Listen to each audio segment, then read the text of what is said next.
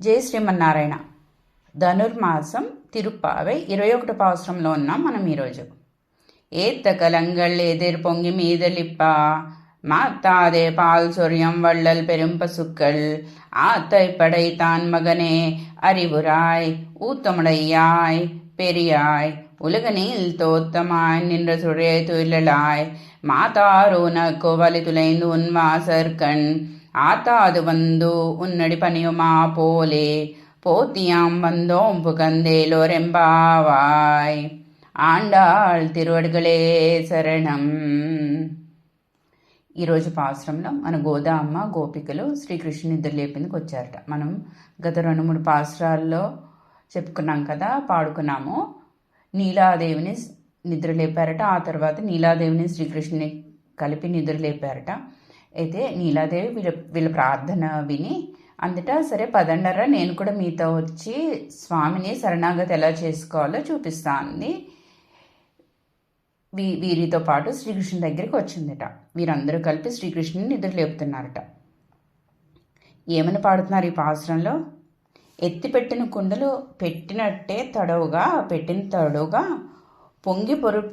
పొంగి పొరలిపోతున్నట్టు పాలు కురిపిస్తాయిట. అంత ఔదార్యం గల పశువులు ఉన్న ఓ నందగోపుని ముద్దు బిడ్డ అయిన శ్రీకృష్ణ, తెలివి తెచ్చుకోమంటున్నాను. నిద్ర రేపట్లేదు, ఎందుకంటే స్వామి నిద్రపోడు, ఎప్పుడు మెలకుగానే ఉంటాడు. మన మీద స్వామి కన్ను చూపు పడాలి, అంతే. తెలివి తెచ్చుకోవయ్యా. వేదములచే దృఢముగా ప్రతిపాదితుడు అయినవాడా, ఇంత మాత్రం ఇంతవాడివి అంతవాడివి అని చెప్ప వీల్లేని ఎంతో రూపాన్ని ధరించిన ఓ తేజో విశిష్టుడా, నిద్రలేమ్మా. ఒకసారి చిన్నపిల్లడిలాగా సంబోధిస్తారు, ఒకసారి అంతర్యామిగా సంబోధిస్తూ ఉంటారు. ఎందుకంటే ఇంతవాడివి అంతవాడివి అని చెప్పుకోలేనంతవాడివి నువ్వు అంటున్నారు. నిద్రలేమ్మా.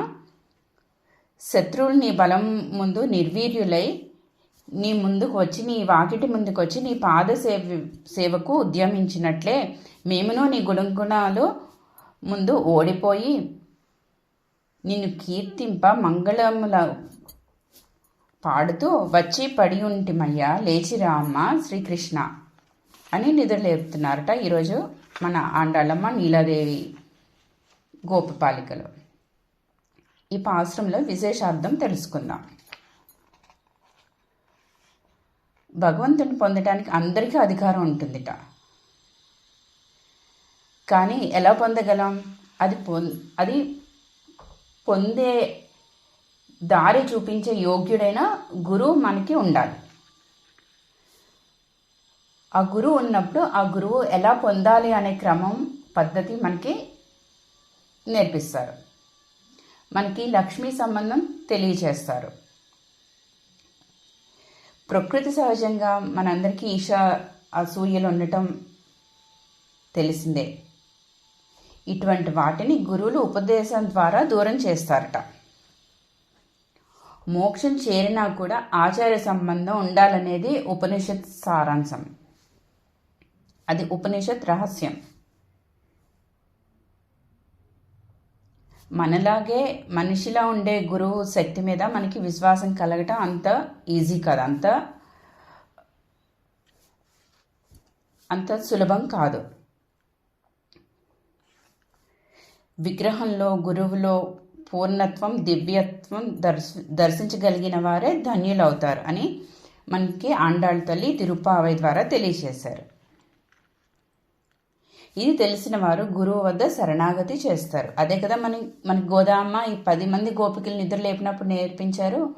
ఈ 10 మంది గోపికలు కాదు, వారు ఆచార్యులు. శ్రీకృష్ణుని చేరుకునే విధానం మనకి నేర్పించేవారు. మనం ఈ గురువులు బాహ్య రూపం, వారి ప్రవృత్తులు వాటిని దాటి వారి తత్వజ్ఞానాన్ని తెలుసుకోవాలి. గురు బ్రహ్మ గురు విష్ణు గురుదేవో మహేశ్వర అని మనకి పెద్దవారు చెప్పారు కదా. తిరుగాడే దైవమే ఆచార్యుడు అంటేట. ఆ ఆచార్యులు మనకి అర్చా విగ్రహంలో ఉన్న పూర్ణత్వాన్ని తెలుపుతారు. అందుకని మనకి ఆచార్యులు చాలా ముఖ్యం. మనకి భగవంతుడు ఆ పరమాత్మ ఎన్నో అవతారాలు, ప్రతి యుగంలో ఒక్కొక్క అవతారం దాల్చి ఆఖరికి మన కలియుగం వచ్చేసరికి అవతారాలుగా కాక అర్చామూర్తిగా మనకి అనుగ్రహిస్తున్నారు. అందుకే ఆండాళ్ ఏం చేశారు, వట్టపత్ర సాయిని కొలిచింది. ఆ తర్వాత కృష్ణుని భావిస్తూ వట్టపత్ర సాయిని కొలిచింది. వెంకటేశ్వరుని చేరాలనుకున్నది. సుందర భావస్వామిని మొక్కుకుంది కూడా. కానీ ఆమె గోదామ చేరింది శ్రీరంగణ్ణి, అర్చామూర్తిగా ఉన్న శ్రీరంగణ్ణి. మనకి గోదామ వీటిలో ఏం తెలుపుతోంది, రూపాలు వేరువేరుగా ఉన్న లోపల నారాయణుడు ఒక్కడే అని మనకి అమ్మ తెలిపింది.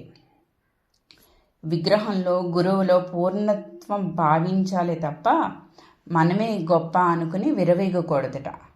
వారిని గురువుల్ని ఆశ్రయించి గురువుల ద్వారా మన అర్చామూర్తిని సేవించుకోవాలట. మనకి నీలా అమ్మ కూడా అదే చెప్పింది ఈరోజు గోదా అమ్మకి, గోపబాలికలకి. మీ కోరిక తీర్చేట్టు తప్పక ప్రయత్నిస్తా రండి అని స్వామి దగ్గర తీసుకుని వెళ్ళిందట. ఏమని ప్రార్థించారు స్వామిని అందరూ కలిసి? శ్రీమన్నారాయణ చరణో శరణం అలా అనటం నేర్పించిందట వీరందరికీ నీలాదేవి. స్వామి పాదాలే తప్ప మనకి వేరే గతి లేదు, వేరే శరణం లేదని విశ్వాసం ఇది. దాని అడ్డురాని బయట ఆచరణ మనిషికి కావాలి, దానికి అడ్డురాని ఆచరణ మనం చేయాలి. ఇది మనకి ఈరోజు పాసురంలో నీలాదేవి ఆండాళ్ళమ్మ ద్వారా మనకి తెలియజేసింది. ఆండాళ్ తిరువడిగళే శరణం. జై శ్రీమన్నారాయణ.